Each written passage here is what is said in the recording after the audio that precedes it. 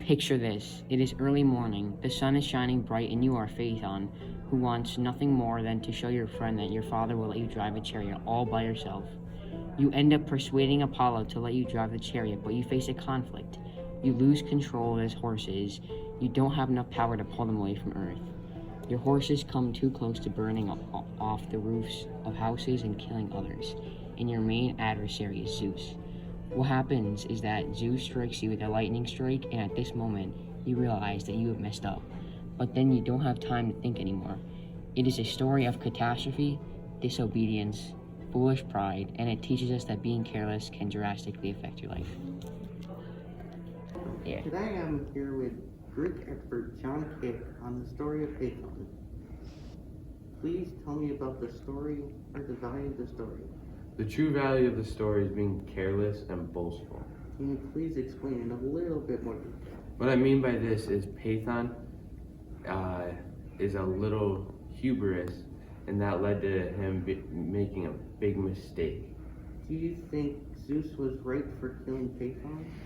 I think Zeus had every right to kill Phaethon. Things got out of control very quickly, and it could have caused a ton of harm to Earth, and it could have been really bad than what it has been. Okay, thank you for your time, John.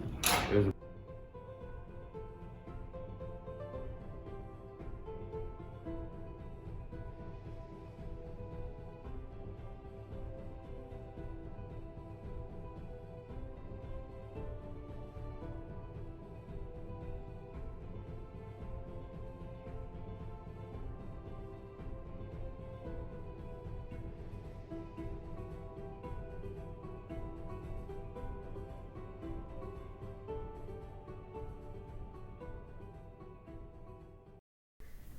Picture the unthinkable.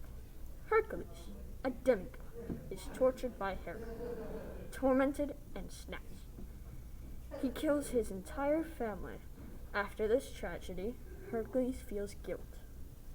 He goes to a king and gets assigned 12 of the most difficult tasks, the 12 labors, in order to feel a sense of relief. Even as one of the strongest, if not the strongest man in the world, these tasks were nearly impossible.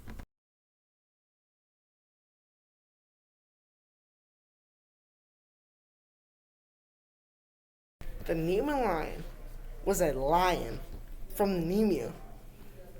And in order to kill him, you have to use a claw from his toenails. And then once that was done, you skin them with that same claw. It's kind of violent, bro. Not gonna lie. But the thing was dead, so it works.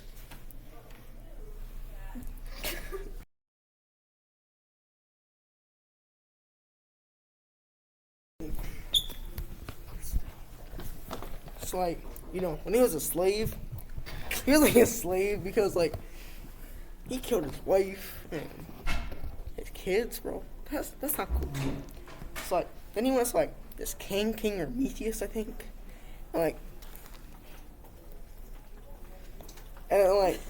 So he went to this king, right? You feel me?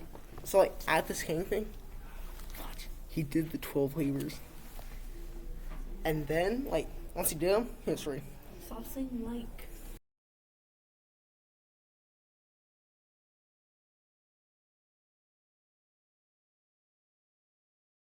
Imagine a story in which an outcasted girl and a respected prince fall in love. An epic ancient Greek myth where the two will hunt monsters and defend the kingdom.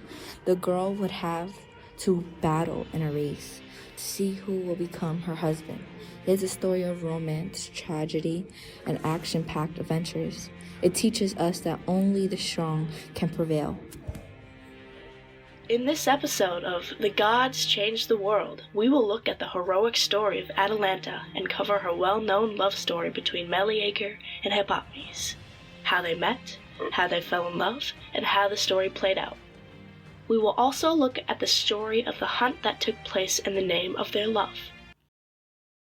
The hunters used arrows and spears against the great boar, but without much effect. However, due to the enormous persecution, the beast began to run out of breath. Atalanta shot an arrow directly into the monster's eye, which screamed in pain. Meleager celebrated the great shot of his hunting partner, who reciprocated with a smile. Tired, the animal gave up running. He stopped and tried to scare away the dogs that were chasing him. Meleager came down from the horse, with his spear in hand, carefully heading to the animal. When he identified the perfect opportunity, he attacked the boar with his spear. The blow was lethal, and the animal fell in agony. The prince took his sword and cut off the boar's head. Meleager delivered the head of the beast as a gift to Atalanta. Then, we will look at the tragedy of her late, soon-to-be husband Meleager, and see how the grief affected Atalanta and her life after we find out how he passed. The news reached the palace, and the queen, horrified by her son's attitude, decided to throw the wood into the fire. She also cursed her son for committing that crime against his family. Disillusioned, she grabbed a knife and buried it in her heart. Away from there, Meleager began to feel terrible chest pains and fell into the arms of his beloved Atalanta.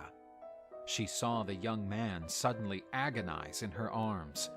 After the flames consumed all the firewood, Meleager gave his last breath and left for the kingdom of Hades. And lastly, how she took the opportunity to hold a race to find her new husband. The run started, and Epimenes was ahead. Atalanta was not concerned, because she knew that he wouldn't keep that pace for a long time. Hippomenes started to lose his speed, and the young girl was about to take the lead. And so, Hippomenes dropped one of his apples on the ground. Atalanta was impressed by such preciousness and bent down to pick it up. The boy had now an advantage. After picking the apple, Atalanta started to run even faster. The finishing line was close, but Atalanta managed to get close to him like an arrow. When the young man was finally getting overtaken, he dropped another apple, and Atalanta couldn't resist the irresistible urge, which forced her to bend down and pick it up. And so, Hippomenes crossed the line in the first position. As promised, the king had to allow the marriage of his daughter with Hippomenes. In the end, we will look at the morals of the story. We will find out how women can do and perform as equally as men in any circumstance, and how only the strong can prevail.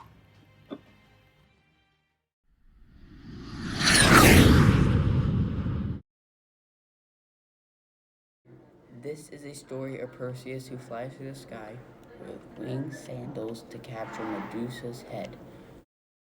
As he landed, he came up behind Medusa and cut her head off.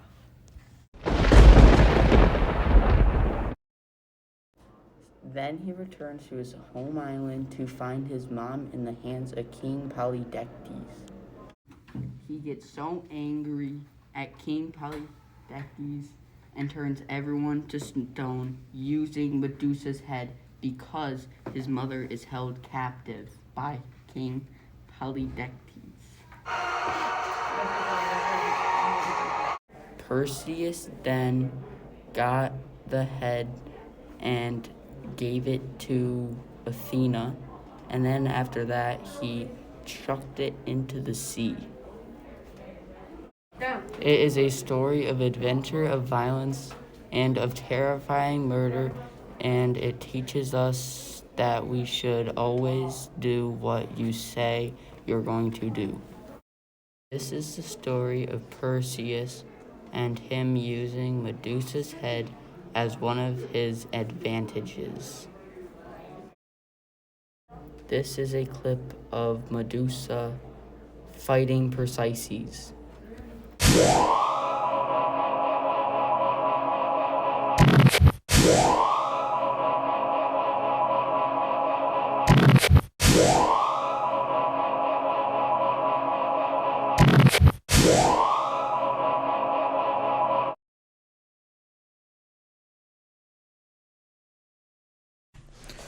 Imagine a story in which you embark upon a glory-filled adventure to prove your strength. Tasked with multiple different challenges, you have to make it through a deadly road filled with trolls as tall as trees and prove your strength with a fight to the death against a livid half-man, half-beast. It is a story of dread, thrill, cunning plans, sharp wit, true strength, and it teaches us to protect others if they can't protect themselves. This is the story of the demigod Theseus. Not so much of a strong boy, he had visions how to use his strength, and he learned how to use his strength, and he felt invincible. Now on to a video from the History Channel. Myth of the Minotaur and the truth behind it.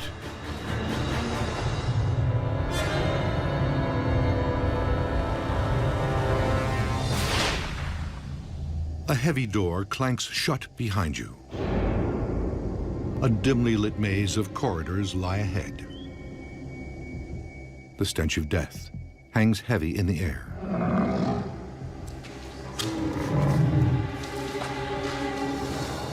You are trapped in the labyrinth of the Minotaur. And there is no way out.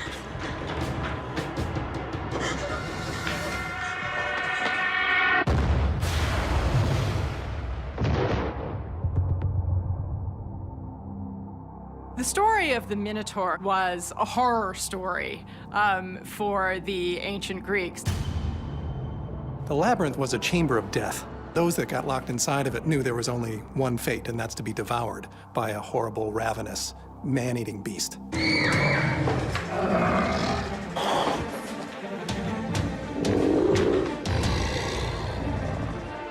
This half man, half animal would rip you piece to piece and consume your flesh. A story in which a peasant girl challenges the goddess Athena in a weaving contest. The peasant wins, and in a playful situation, gets turned into a spider. This is a story of pride, disrespect, and life-changing humiliation. It teaches us that disobedience kills.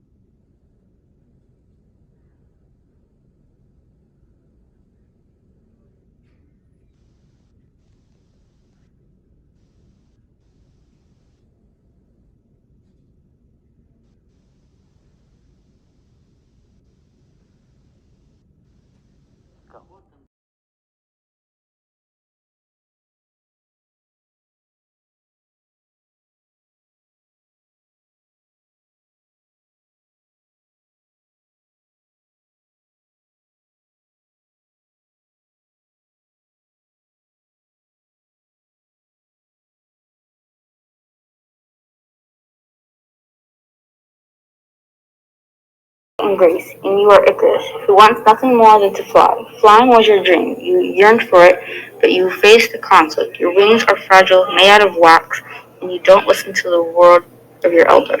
Your main adversary is Daedalus. Daedalus gave you the gift of wings made out of wax and feathers with one rule: don't get too close to the sun, and don't get too close to the ground. But being the boy of curiosity you choose not to listen. It is a story of ambition, curiosity, and regret, and it teaches us that we must never disobey our elders.